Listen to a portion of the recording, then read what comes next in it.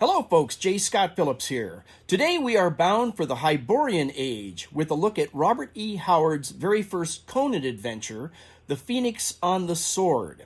And then we'll also look at some of the artwork that was inspired by that story. And this is a salute to Cimmerian Summer, a new BookTube event created this year by Micheal K. Vaughan, and he's getting us to read all the original Robert E. Howard Conan adventures, not the pastiches by L. Sprague de Camp or Lynn Carter or anyone else for that matter, but the original unadulterated stories by Robert E. Howard. And that includes even the ones that maybe first appeared in Weird Tales and other places that were somewhat edited.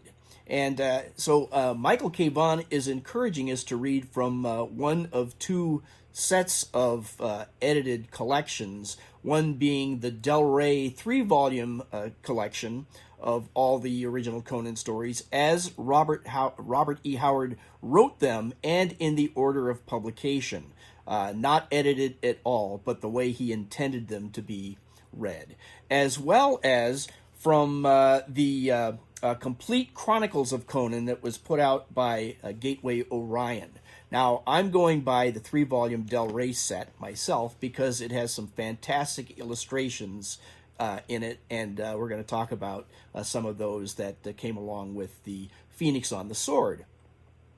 So, I see that just yesterday, Randy Ray, a good friend to my channel here, also put up a video on the Phoenix on the Sword, and he talked quite a bit about that and his own reflections on that. So he beat me to the punch a little bit here, but it's not going to slow me down, and I encourage you to go and watch his video too, because he has his own take on a lot of things, and he's just so engaging to watch anyway. I'll leave a link to his video down in the description below.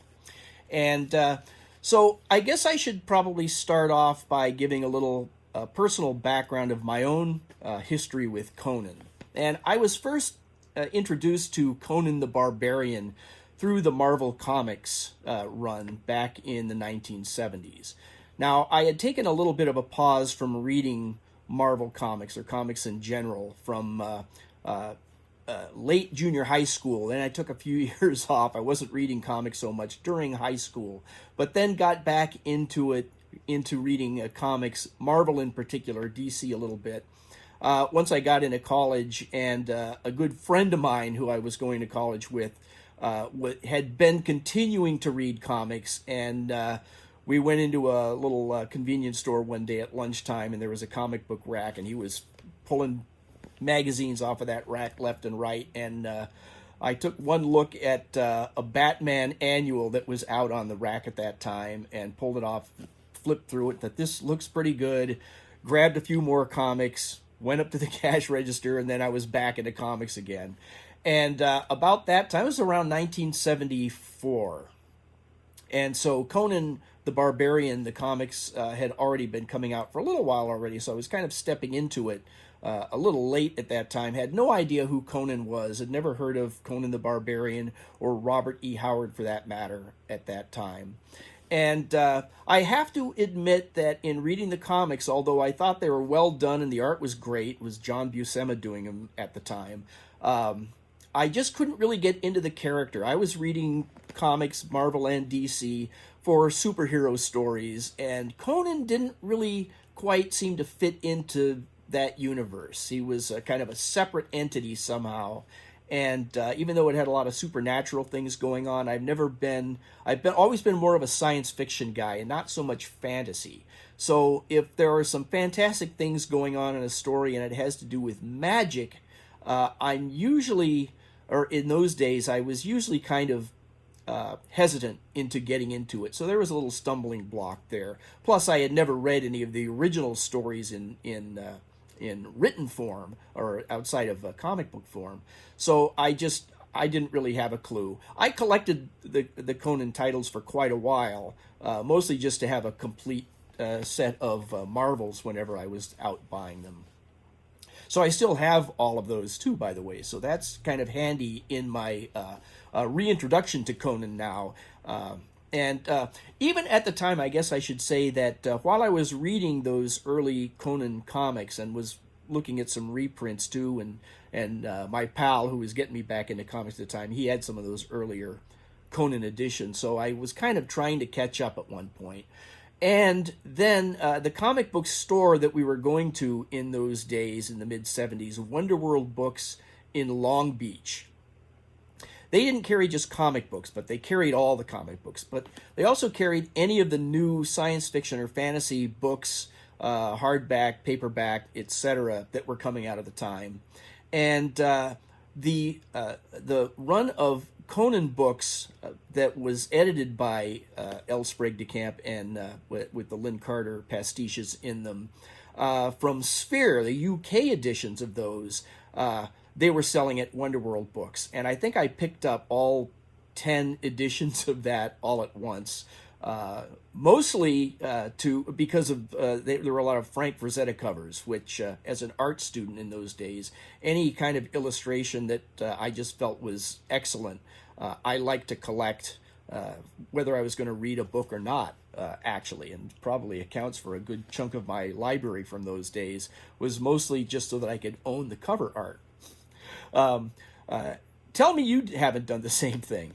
But anyway, so I had those books, and I was starting to read a few stories here and there. I understood that a few of the comic book stories were from the classic Robert E. Howard run, like Red Nails, for instance, or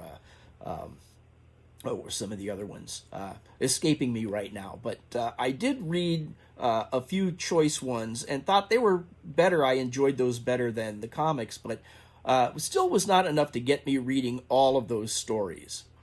So I am under Michael K. Vaughan's encouragement now with this new BookTube event here.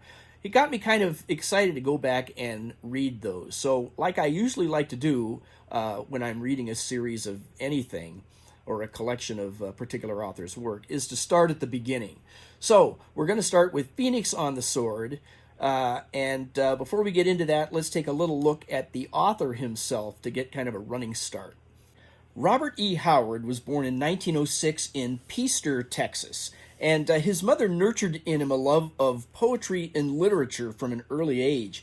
So he grew up as a fan of adventurous historical fiction and classic mythology, and then also some local Texas lore from the areas that he lived in, especially if it involved bloody battles and hand-to-hand combat, those kinds of things, which obviously would eventually influence his own writing.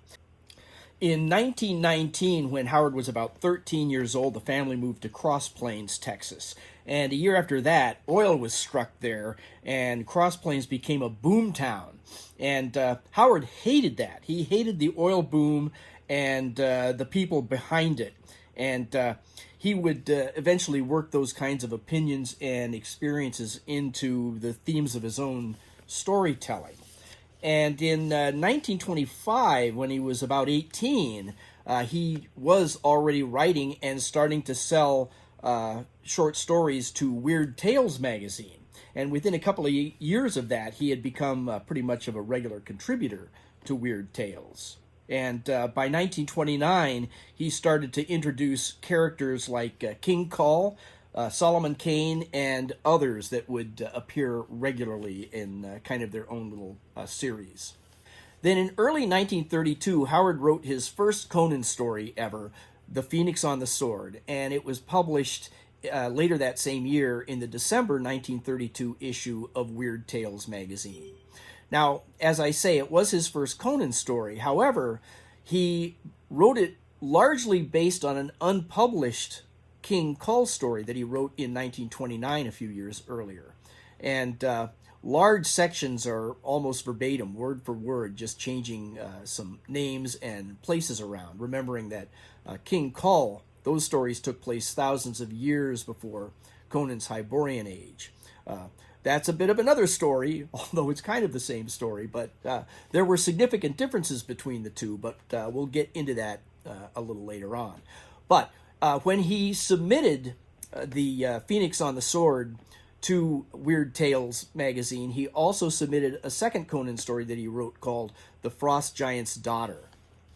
And Farnsworth Wright, the editor of Weird Tales, did not care for the Frost Giant's daughter. He did think that the Phoenix on the Sword had some points of real excellence, as he put it, and just asked Howard to polish up some of the story points, and then it could go ahead and get published.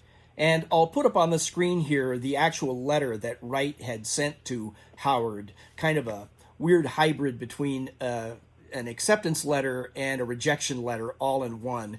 And I'll let you, if you're interested, to just pause the screen so you can read the letter itself and get kind of a sense of Wright's particular style of bedside manner in dealing with his contributors.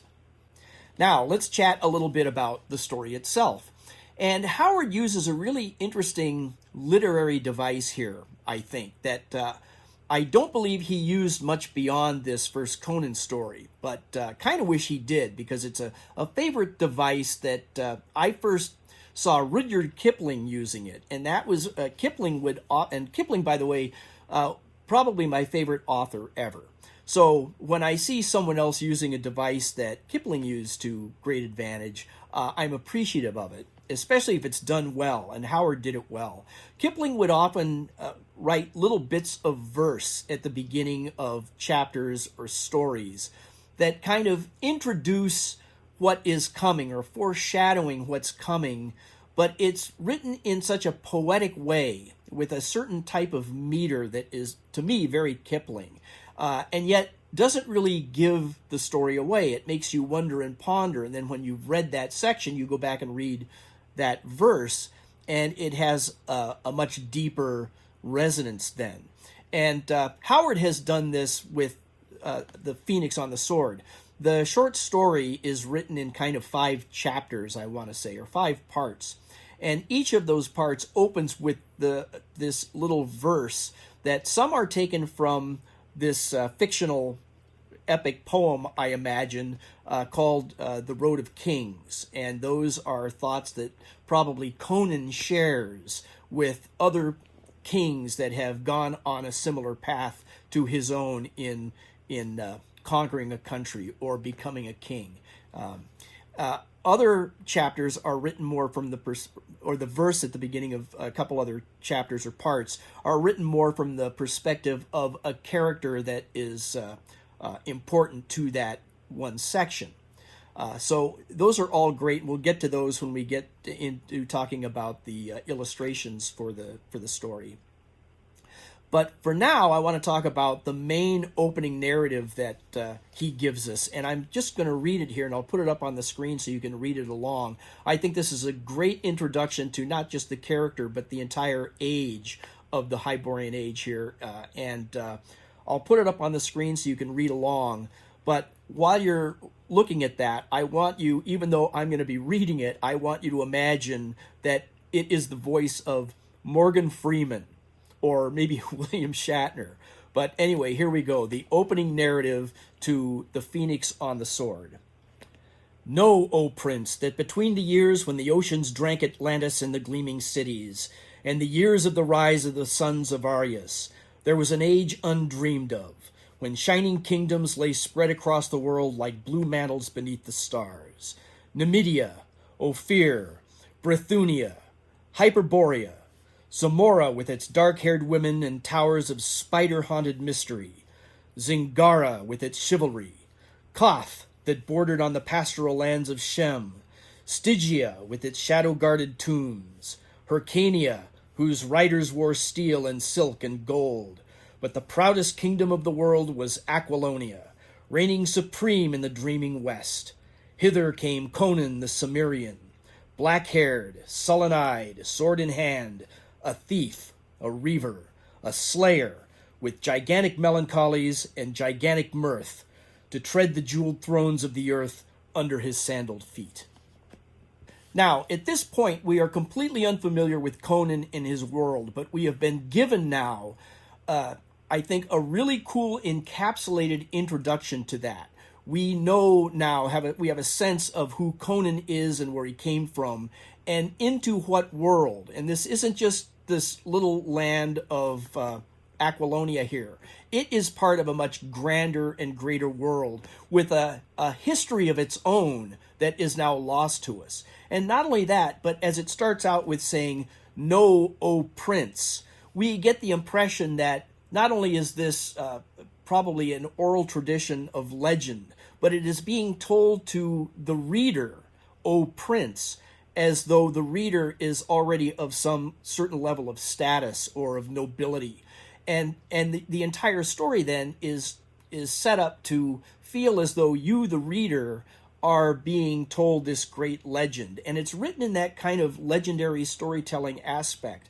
And then when it's accented then part by part with those little introductory bits of verse that we'll get into in a bit here, you really get a sense that you are partaking of this world. It's happened long, long ago, but it has that reverence of legend and scripture almost that Howard does just such a great job then of going ahead and telling his story, but it's just wrapped in this legendary tradition, and just really a great way to set this thing off, I think. I wish that he had continued that narration and verse system in later stories.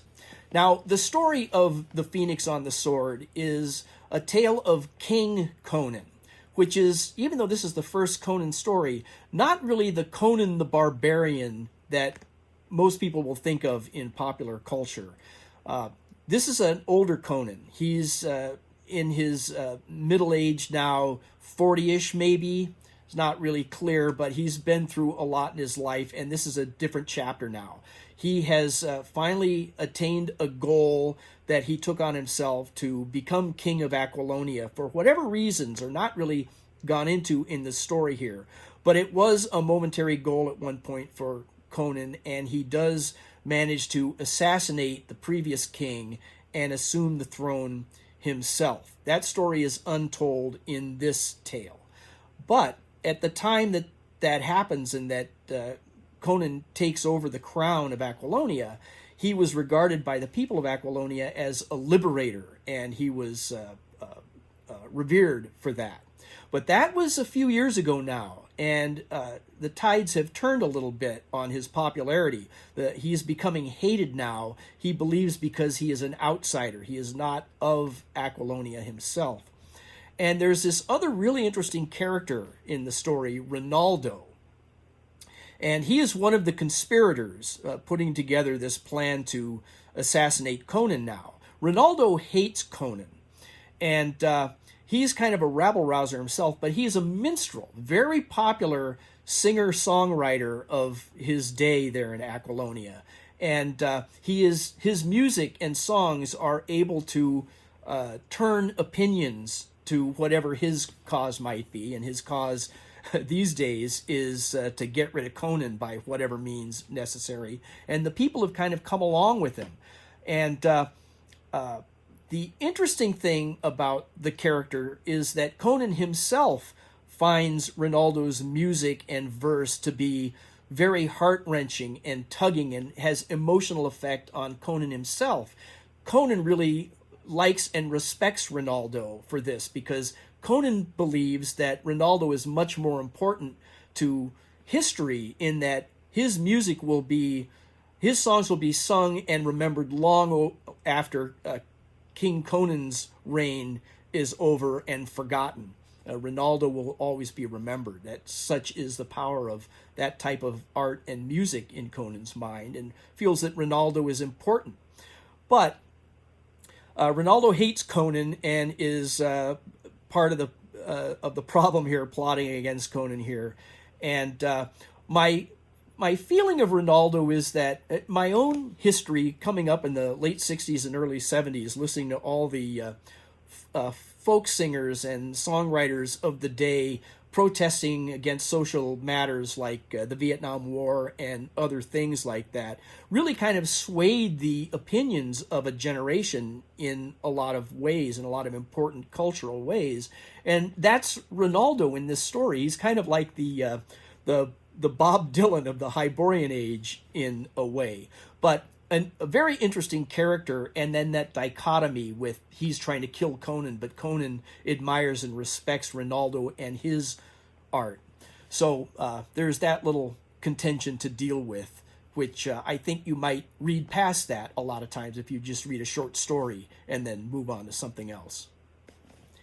Now, I should probably say that it's that conspiracy that is the common story between the Phoenix on the sword and the King Kull story by this Axe I Rule, which at the time of the Conan story coming out, that King Kull story had not been published, although I think there were some King Kull stories that had been published, but just not that one. So Howard felt that he could cannibalize that story and no one would be the wiser, since that story had not ever seen print. It finally did get printed years later, but that in itself is another story.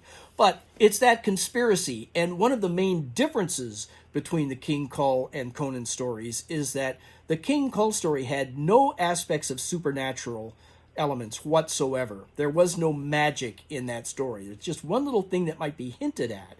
But the Conan story obviously is the sword and sorcery template here, where sorcery and magic, the supernatural, is an important element in this. And in that way, the two stories diverge in an important way. And the character of Ronaldo in Phoenix on the Sword is named Redondo in that King Kull story, just a little different. Some names are the same, and other names are slightly different, but the cast and characters are basically the same.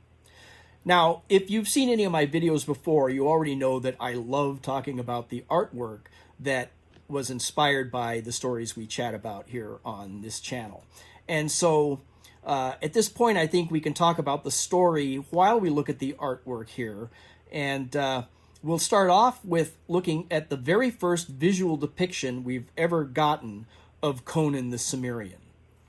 This is the very first depiction visually of Conan that we ever get, illustrated by Jayem Wilcox for the December 1932 issue of Weird Tales.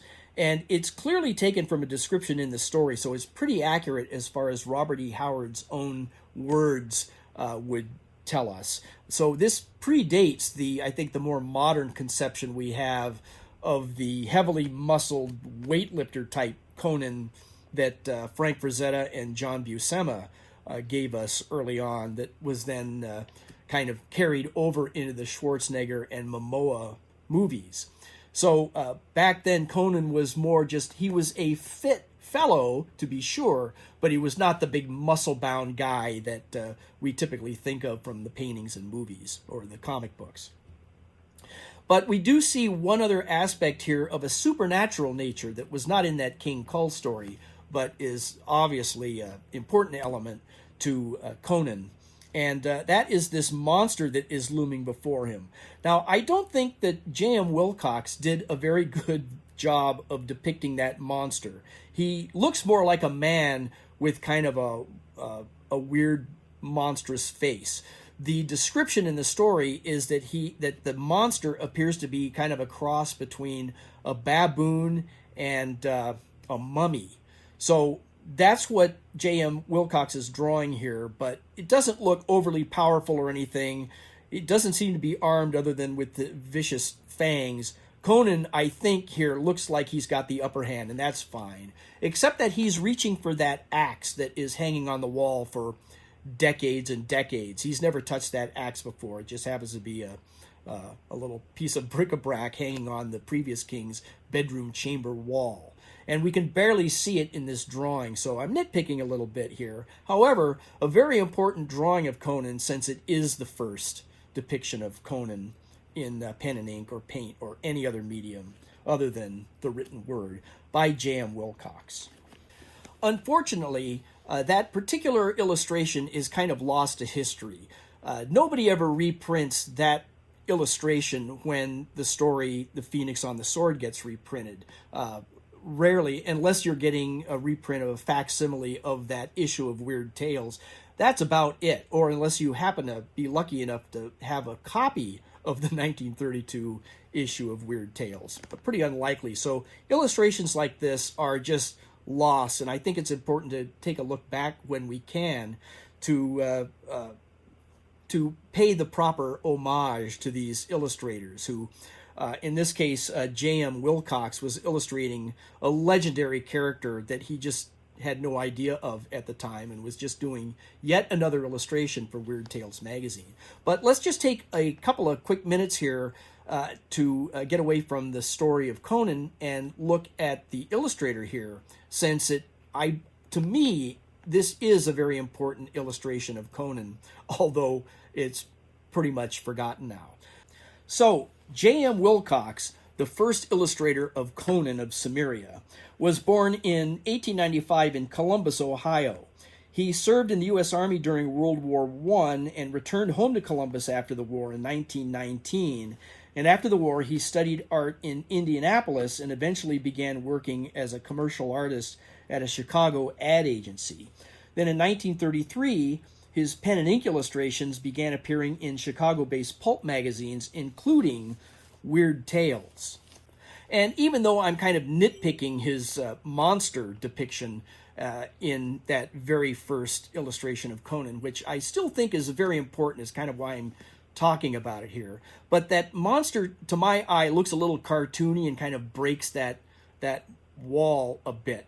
But let's just to put things in context, I do think that he is, in general, a pretty successful illustrator of the stories, and he was very prolific in Weird Tales at the time that issue with the first Conan came out. And so just as comparison, I'm going to put up here all 5 illustrations for 5 different stories in that very same issue, December 1932, of Weird Tales, just so you can get a kind of a sense of his style and also of his skill and talent as an illustrator. And even though I'm kind of, like I say, nitpicking his monster on the Conan illustration, it may not quite be fair, because he was cranking out 5 or 6 of these a month anyway. And so imagine that. And just look at the consistency that he has here of these 5 other stories in just that one single issue of Weird Tales that month. But there were a lot of other pulp magazines that were based in Chicago as well, and he did pen and ink illustrations for a lot of those over the years. So let's just take a look at some of those here, and we can see that he did quite a number of illustrations for sports story magazines as well as westerns. And then if we look at the very last image there, he did some color work for some covers, and in this particular case for a pulp magazine of detective fiction, a particular character, Young King Cole. Don't know anything about that character, but there's an example of his color artwork for such a cover. Getting back to the Phoenix on the Sword, I am reading it out of the 3-volume edition put out by Del Rey, highly recommended by Michael K. Vaughan, who is our resident Conan and Robert E. Howard expert here on BookTube, as well as the creator of Cimmerian September that we're hopefully all taking part in. And he recommends this particular volume for a couple of reasons. One is that it's unedited. They've gone back to the original manuscripts written as Robert E. Howard intended them to be, and not tweaked for any pulp magazine editors' reasons, that kind of thing. Also, it prints them in publication order, or rather in the order that Robert E. Howard wrote them in, not rejuggled into some kind of a lifeline chronology of Conan, where it starts off where he's a young man up through, in chronological order, through the years when he is king and beyond. So it doesn't do that. You read them in this volume in the order that Robert E. Howard wrote them in. And then a third reason for me, very important, given my fascination for illustration, is that this particular edition commissioned Mark Schultz to illustrate chapter heading illustrations throughout the book. And so there are several illustrations for the Phoenix on the Sword, which are great. And they also help to tell the story, naturally, of the Phoenix on the Sword. So let's take a look at those right now. Over shadowy spires and gleaming towers lay the ghostly darkness and silence that runs before dawn. Into a dim alley, one of a veritable labyrinth of mysterious winding ways, we get this really great illustration of the capital city of Aquilonia by Mark Schultz. And we are getting introduced to this city and this world through the eyes of the conspirators.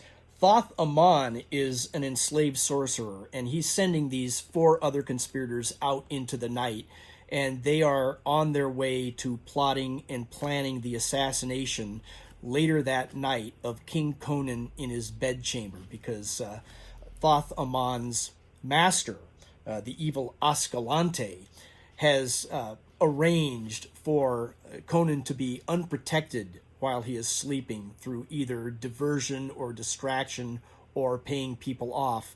He knows that Conan will be alone in the palace. Now, we are told later in the story that King Conan's palace is under a huge dome, and we might imagine that one of these domes in the drawing here could be King Conan's palace. We don't know that for sure, but these 4 conspirators are on their way to kill him in his sleep, so good luck with that. When I was a fighting man, the kettle drums they beat. The people scattered gold dust before my horse's feet. And now I am a great king, the people hound my track with poison in my wine cup and daggers at my back from the road of kings. That's the Kipling-esque verse that we get at the beginning of the second part of the story here with this great illustration here, again by Mark Schultz, where we see Conan in his sitting room, I guess you'd say, or his office, perhaps, writing on a tablet here, and he's accompanied by his right-hand man, Prospero. And Conan is lamenting that as a king, he has to be a statesman and can really no longer go adventuring. And Prospero is about to go out on an adventure, and Conan really wishes he could go with him, but instead he's got to stay at home and deal with all this paperwork. Now, in King Conan's case, the pen is not mightier than the sword. Nor was it for King Kull in the original story that this was largely lifted from. And I think the paperwork involved here is kind of a callback to that original story, which plays a larger part in the King Kull story. In that story, one of the big differences between the two is that King Kull is having to deal with a bit of a romance in his version of this story. And that is where a subject of his, a nobleman in the country, is coming to King Kull to plead for a variance in the law, which does not allow nobility to marry slaves. And this particular nobleman is, of course, in love with this slave girl. And he is allowed to buy her as a slave and to use her as he wishes, but he doesn't want that. He wants to have her as a wife and treat her as such, with all the benefits and respect that comes with that. And slaves are not allowed to ascend out of slavery. And this is a law that has been written thousands of years before by the ancients, and it's literally written in stone. And so Kull, in his story version of this, feels that he is as much of a slave as this young slave girl is, because his hands are tied. He cannot do what he wishes as a king. He is bound by rules and regulations thousands of years old and out of date. And so he considers himself as much of a slave as the slave girls, and thereby hangs the tale by this Axii rule. But getting back to, once again, the Phoenix on the Sword, under the caverned pyramids, great Set coils asleep. Among the shadows of the tombs, his dusky people creep. I speak the word from hidden gulfs that never knew the sun. Send me a servant for my hate, O scaled and shining one. So that Kipling-esque verse there is actually a sort of prayer to the great serpent god Set that Thoth Amon had worshipped at one time when he had a very precious ring, my precious. And this ring is a representation of the serpent god Set. It's a band of a coiled serpent 3 times around, and then the head of the serpent is devouring its own tail. And that ring gave Thoth these tremendous powers of sorcery that he has since lost when he lost that ring years ago. And he is lamenting the loss of that ring, because if he did still have that ring, the tables would be turned now between him and his master Ascalante. It would be Thoth who would be in command, and Ascalante would be the slave here. Such is not the case, but Thoth Amon is having a chat with Dion, who is of noble blood. And so Ascalante's plan is to, once Conan is assassinated, Dion would be installed as the new king, since he does have that in his ancestry. However, Ascalante's plan then is whoever winds up being king after Conan, he is going to have them killed, and then Ascalante himself will become the king forever after. But as Thoth Amon here in this chapter is discussing that with Dion. Oh, by the way, Dion has been removed from the other 3 who are going to assassinate Conan, because Ascalante does not trust Dion. He's just this kind of this chubby character that just sits in his own estate all the time, and he's basically a coward. And Ascalante worries that if Conan were to see Dion, Dion would break down and give away the whole plot, and everything would be undone at that point. So Thoth Amon has gone to Dion to make sure that he's out of the way, and they start chatting, and Dion isn't really paying attention to Thoth talking about this horrible loss of his ring and all that, the magic that it gave him, because Dion just doesn't pay attention to slaves, so he's just kind of half listening. But he does hear Thoth mention a ring, and Dion says something like, oh, a ring? Well, I've got this really cool ring here that I got from somewhere, and he pulls it out to kind of show it off, and it's the ring. So Thoth Amon immediately sees that and stabs Dion to death. Now, the only nit I have to pick with the illustration here is that we see a rather skinny Dion, and he's described as a fat man in the story. Other than that, a great introduction to that particular chapter. Now, once Thoth has killed Dion and once again put on the ring, now he has that sorcerer's power that he has lost all those years ago. And so he hates Ascalante now. And so he conjures up this monster that is described again as a kind of a cross between the face of a mummy and a baboon somehow. And he sends that monster off into the spirits of the air, off to wherever Ascalante is, to kill him and all with him. And so that leads to the next chapter. When the world was young and men were weak, and the fiends of the night walked free, I strove with Set by fire and steel, and the juice of the upas tree. Now that I sleep in the mount's black heart, and the ages take their toll, forget ye him who fought with the snake to save the human soul? And that is a lament of Epimetheus, who is a sage and wizard from 1500 years before Conan's time, who calls Conan to his crypt in a dream. And this is the night that Conan has gone to sleep, that the conspirators now are planning on killing him. And in that dream, Conan is summoned by name to this temple and crypt of Epimetheus, who tells Conan in no uncertain terms that Conan is important to the destiny of Aquilonia. Epimetheus will, even though he died 1500 years ago, will reappear or summon forces to protect his beloved Aquilonia down through the generations. And now he's calling on Conan to do the same. So he takes Conan's sword, and hence the title, embosses the Epimetheus's symbol icon of the phoenix onto Conan's sword. And now Conan's sword is enchanted to protect him against forces beyond the normal abilities of a common sword that Conan would normally have had. What do I know of cultured ways, the guilt, the craft, and the lie? I who was born in a naked land and bred in the open sky. The subtle tongue, the sophist guile, they fail when the broadswords sing. Rush in and die, dogs, I was a man before I was a king. From the Road of Kings.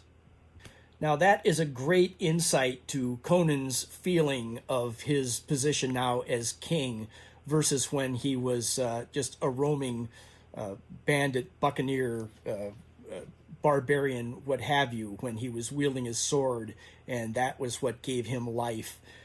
He has to start weighing that now against what Epimetheus had just told him, that he is important to the destiny of Aquilonia, not because he's necessarily king, but because he is an outsider. And even though the country seems largely against him, for those that truly matter, looking at the destiny of the country, Conan he's the man, he's the guy. So he's wrestling with that now, but is lamenting the loss of his former life as a warrior, basically.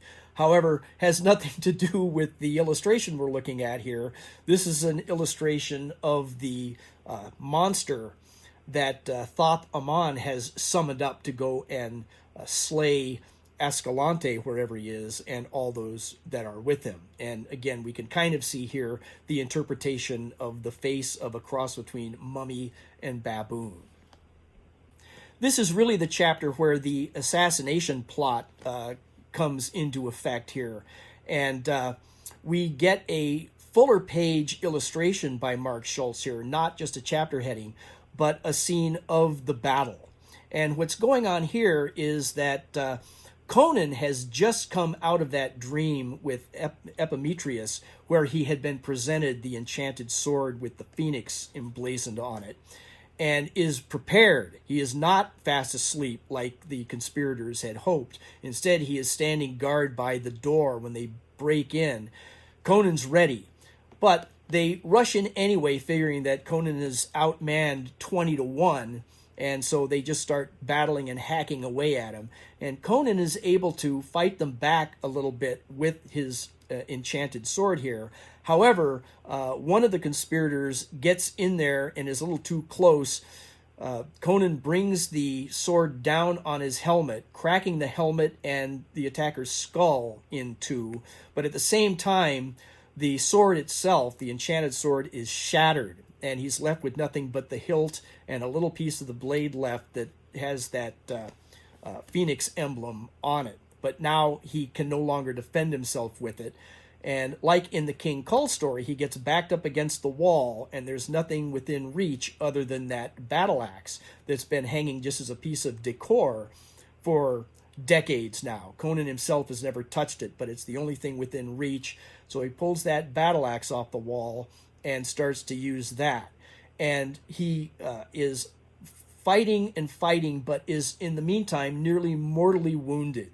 And just at that moment, that monster that was conjured up to find Ascalante, who is among the attackers here, appears and kills Ascalante and many of those that are still alive, and is now after Conan, because technically he is with or in the presence of Ascalante, even though they are opponents here. And so Conan is having to fight the monster off now, manages somehow to get back a hold of the hilt of the phoenix on the sword. There is still the phoenix on a little piece of the blade left, and manages to destroy the monster with that, and thereby nearly saving himself. But he is still nearly mortally wounded and has to be nursed back to health by all of his underlings, who are now getting the alarm and rushing to his protection. Mark Schultz gives us one more little drawing of the actual phoenix on the sword and the broken blade to end the story with. And while we're looking at that, I'll just mention one little interesting bit in the story that I found quite remarkable for this tale of slashing gore here that I was expecting from a typical Conan story. And that was a feeling of remorse that Conan was having during that last battle. One of the attackers was none other than Rinaldo, the minstrel. And when Conan learned that Rinaldo was one of his attackers, he was trying to get Rinaldo to stand down because Conan did not want to kill him. He revered and respected Rinaldo and his songs, and so did not want to kill him in this way. And so when he finally had to kill Rinaldo out of just self-defense, it was with a great deal of remorse. And I just found that a touching moment out of the rest of all the bloodshed that Conan was having to deal with that on top of everything else. So I think that Mark Schultz did a tremendous job illustrating his way through the story here and bringing us all those great little scenes that really give a nice accent to the telling of the story, a great contribution, I think. And other than having put Dion on a diet in that one scene, I think they were just all tremendous. And I think we owe Mark Schultz a little look at a bit of his background here, and then we'll move on. Mark Schultz was born in 1955 in Philadelphia, and he grew up as a fan of comic books and adventure movies, especially Tarzan, can't go wrong there, and King Kong. And in his teens, he got into reading Edgar Rice Burroughs and Robert E. Howard, and was inspired by the artists that illustrated those authors' work, particularly like Frank Frazetta, Roy Krenkel, Wally Wood, Howard Pyle, and others. But with a pedigree like that, he couldn't go too far wrong, I don't think. So in the early 1980s, he discovered the old EC comics of the 1950s and fell in love with those. And at one point, he traded a few boxes of Silver Age Marvel and DC comics to a local comic book shop for a big collection of old EC comics. And then he took those home and learned to emulate the styles of those old EC artists to develop his own style. The first work he ever got to do on an actual comic book was as an inker for King Cole's story in Savage Sword of Conan, the number 132 of that run. And he did not really pursue any more projects or opportunities at Marvel. Instead, he wanted to develop his own comics based on his own concepts, which is probably true for most comic book artists in those days. So he eventually created his signature Xenozoic Tales series for Dark Horse Comics. And that is probably what he's best known for today. Now, I am unfamiliar with Xenozoic Tales, so have no idea what the story is about, or I wasn't even really familiar with Mark Schultz himself until I read this version of The Phoenix on the Sword. And now, having seen his illustrations for that, I am officially a Mark Schultz fan, and I'm looking forward now to exploring some of his other work. But speaking of comics, there's one more iteration for the illustrations for The Phoenix on the Sword, and that is from the 1976 Conan the Barbarian Annual Number 2, which was an adaptation of The Phoenix on the Sword. And there are three artists we'll look at briefly here. One is for the cover illustration by Rich Buckler. And I don't have a lot to say about Rich Buckler, really. I think he always struck me as a serviceable artist for Marvel. And it was kind of he did a kind of a Jack Kirby imitation for quite a while, and then I think he started to develop his style a little beyond that, but the Kirby influence is strong. And on his cover here, he only did the cover for Conan the Barbarian Annual Number 2, but we see Conan fighting the monster that Thoth Amon had conjured up. And it's an interesting interpretation. It's more baboon than mummy, but that's okay. I think it is kind of reflective of the way it is drawn later in the story. So let's take a look inside. The first few pages were illustrated by the great John Buscema, one of my favorite Marvel comic artists of all time. And his 3 pages here really serve as more of an introduction than as to the story itself, because remembering Marvel had been publishing Conan the Barbarian comics for years at this point, and they focus mostly on Conan's younger years as a wandering warrior through many stages of life and occupation. So we need kind of a ramp up to the years of King Conan here. And look how well he does it in just a couple pages, covers an entire lifetime, really. The splash page is great. We see kind of a great pinup style page from Marvel tradition. But we see one difference, I think, than we are used to seeing Conan in the Marvel comics, and that is we usually see Conan wearing those swashbuckler boots. And he's wearing sandals now for some reason at this point. And I think it's because, based on the introduction, Robert E. Howard's little narrative at the beginning of the story, where we see that Conan has been treading the jeweled thrones of the earth under his sandaled feet, we can't have those feet wander around in swashbuckler boots, I guess. And then Buscema gives us this great 2-page spread, which kind of encapsulates Conan's entire life up to when he becomes king here. And look how well he has organized the page here. Not only do we get really sharp, clean depictions of key moments from Conan's life, but they're organized in such a clear way, even with plenty of detail in each little scene. It just really leads the reader from the younger days to the current days when Conan finally takes over the crown from the previous king of Aquilonia. And we get to see some really cool scenes here, including in the top center shot there, we get to see Conan in his much younger days wearing that 2-horned helmet from the Barry Windsor Smith era. So I get a kick out of the little callbacks like that.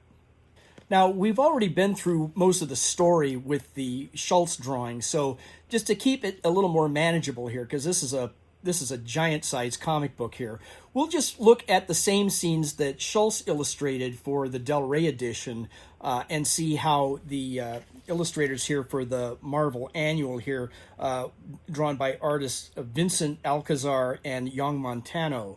Just the same scenes, they'll tell the same story anyway, but you will just see the difference between chapter header illustrations and comic book frame-by-frame panel type illustrations here. So let's take a look at the splash page, the formal splash page for the Phoenix on the Sword. This is following Buscema's introduction here, and we see here this is the scene that is opening as Thoth Amon is sending out the 4 conspirators into the streets of the city on their way to assassinate poor old King Conan, who hasn't got a chance. Now, I have to say I was not a fan of this artwork when I first saw it. It seemed really too dark and busy. I love all the detail that was put into it, but it just seemed like it was on overload. There was no extra empty space in the drawings at all to isolate any one thing in the foreground from any multiple things in the background. It was just way too busy, too dark, hard to kind of lurk your way around through these drawings to see what was actually going on. I didn't feel like the artist here was really leading my eye in any particular way. Instead, he seemed more interested in just packing as much really cool detail into every square inch as possible. And that, while I appreciate the attention to detail, it just doesn't make for an easy read. However, I've kind of come around the other way on that, and as I was even scanning these in just to do this video here, it was starting to grow on me. So I can definitely see the appeal, and I know that the fans of the comics always love just really cool detail, because it just shows another level of imagination that can be added to the stories themselves. This next page here is just like the Mark Schultz illustration, where Conan is having to keep the books while he's chatting with his right-hand man Prospero there. And we see another angle of the entire chamber there. We get to see all kinds of accoutrements. Conan in his palatial office here has a fountain burbling away there in the background. He's got a nice little barbecue set up there for dinner, I guess, and a lot of really cool detail in there. This is kind of what I was saying, where there's just so much detail packed everywhere, even the little creatures growing out of Conan's writing podium there. Seems like a little overkill to me, and yet it's hard not to appreciate on a certain level of fascinating detail. Gets your eye to just chew on the page over and over again. And then we get the scene where Thoth-Amon is chatting with Dion and discovers that Dion has his lost ring. And so this is where he slays Dion, and Alcazar gives us a much chubbier Dion, which is more correct based on Robert E. Howard's description than what Schultz even gave us. And then we also get to see the ring in a bit more detail this time. And this is a detail that I'm glad Alcazar put in there, because it's I think an important little bit of description that Howard actually gave us that we kind of want to see in our mind's eye, and then he gives us a little hint of it here. Alcazar, the illustrator, actually sounds like one of the characters from a Conan story a little bit to me. Then we move on to the dream scene where Conan is summoned to the crypt of Epimetheus and is told of his value to the generations and destiny of Aquilonia, and is finally granted the enchanted sword with the emblem of the phoenix on the sword. And we get a nice depiction of that here as well, another detail that we want to see rather than just imagining from Howard's original description. So that's a really nice spread there, and covers a nice chunk of the story. Then we find ourselves in the midst of the battle in King Conan's bedchamber, when the monster that Thoth-Amon has conjured up appears and is attacking Conan now. And we get to see more of the baboon creature than the mummy, than the hybrid mummy image, perhaps, but still a big, formidable creature here attacking Conan, and much more threatening, I think, than what we saw in that very early original illustration by Wilcox all those years ago. Now, I didn't mention earlier, but it was Roy Thomas was the writer on this, and so he provided the prose for the narration of this story. And this edition in the Marvel comics here gives us an interesting little addition that solves a problem that Robert E. Howard readers might have over the years, especially if they're reading King Kull and Conan the Barbarian stories in Marvel Comics. And that is that even though the King Kull story, by this Axe I Rule, had not been published by the time Howard published the first Conan story here, it was published in collections going back to, I think, 1967 or so.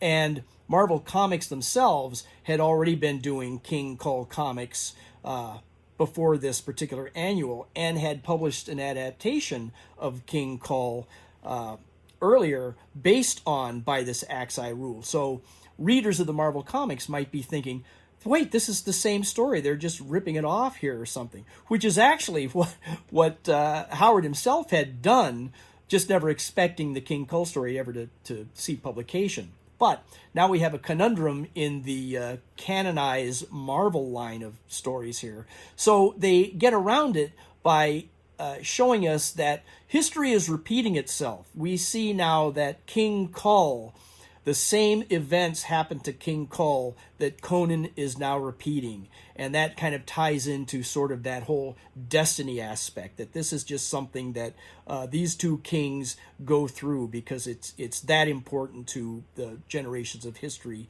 to follow, I guess. Not sure of the exact explanation behind it, but at least it's addressed and given some reason or some level of understanding as to why the two stories in the Marvel universe, at least, seem to be so identical. Then, as the story winds down here, all of Conan's priests and sages want to know how he managed to defeat this creature that they're having a hard time buying into here. And Conan has told them the story about how he met Epimetheus in a dream, and they're doubting that. They just can't really buy into that because that was 1,500 years ago. And Conan describes the crypt and the scene in general of where he met Epimetheus, and now all the sages are believing him because that is lost information that only a select few are privy to now, 1,500 years after the fact. So now they believe Conan, especially when he shows them the hilt of the sword that still bears the image of the phoenix on there, and that to them that proves what King Conan is saying is true.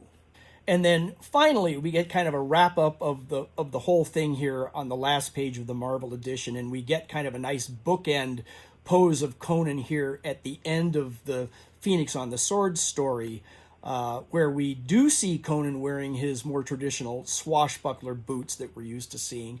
But it also encapsulates the retelling of the Kull story and why that is history repeating itself. And then a little different from the printed the Robert E. Howard story, the comic book story, Thoth Amon is not destroyed or killed because he does appear in a number of other Conan stories in the Marvel Universe where he does not in the Robert E. Howard original Conan story. So this gives them an out to bring Thoth Amon back in future adventures. And there you have it, folks. This one was a lot of fun to put together, and I want to give special thanks to Micheal K. Vaughan for creating Cimmerian September. He has always been a huge Conan fan and has always encouraged his viewers to read more Conan. And this particular event, the Cimmerian September, finally got to me and convinced me I need to go back and re-examine Robert E. Howard and Conan in particular. And boy, am I glad I did. I'm having a lot of fun. I'm going to keep going with Cimmerian September and read more and more of the Conan stories as Mr. Vaughan would have us do, and as I encourage you to do as well. And then I also want to point you in the direction of Randy L. Ray, the Literate Texans video on the Phoenix and the Sword, which just went up yesterday, I believe. I'll leave a link to that down below. I'll also leave a link down below to Micheal K. Vaughan's announcement video for Cimmerian September if you're not already familiar with it. And then if you're interested in the comic editions of Conan the Barbarian, Steve Donoghue on his channel has been celebrating Cimmerian September, not necessarily by reading the Robert E. Howard stories, but by going back and reviewing the Savage Sword of Conan Marvel black and white comics that came out in the 70s. And he's been doing those issue by issue for a while here, and I'll leave a link to one of those down below in case you're interested in that. He's also very knowledgeable on the character and as far as the original Robert E. Howard stories, as well as the Marvel comic take on them. And so that's it. I'll let you go at this time. Let me know in the comments down below if you had any particular favorite illustrator or illustration from the Phoenix on the Sword. If you're a Robert E. Howard fan or Conan fan or King Kull fan or any kind of fan that relates to this video, love to hear about it and chat more about it in the comments down below. And with that, I will let you get back to reading your own Conan stories or whatever else you've got on your shelf this month. And with that, we'll say goodbye and thanks a lot.